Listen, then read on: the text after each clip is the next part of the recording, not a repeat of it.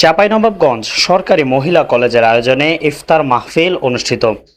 চাঁপাইনবাবগঞ্জ সরকারি মহিলা কলেজের আয়োজনে পবিত্র মাহে রমজান উপলক্ষে ইফতার মাহফিল অনুষ্ঠিত হয়েছে। 2 মার্চ সোমবার কলেজের শিক্ষক মিলনায়তনে এই ইফতার মাহফিল অনুষ্ঠিত হয়। অনুষ্ঠানে সভাপতিত্ব করেন কলেজের অধ্যক্ষ প্রফেসর ডক্টর বিপ্লব কুমার মজুমদার।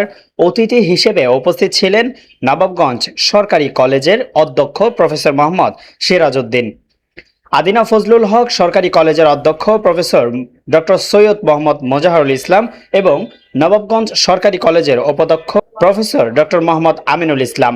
ইফতার মাহফিলে পরিচালনা করেন অত্র কলেজের বাংলা বিভাগের সহকারী অধ্যাপক মোহাম্মদ আনারুল ইসলাম। এ সময় কলেজের শিক্ষক শিক্ষিকা ও গণ্যমান্য ব্যক্তিবর্গ উপস্থিত ছিলেন।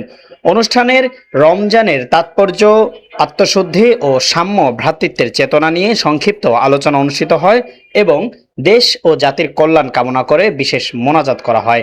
ভিডিও চিত্রে ছিলেন চাঁপাইনবাবগঞ্জ থেকে মাহিদুল ইসলাম ফরহাদ, লিড নিউজ।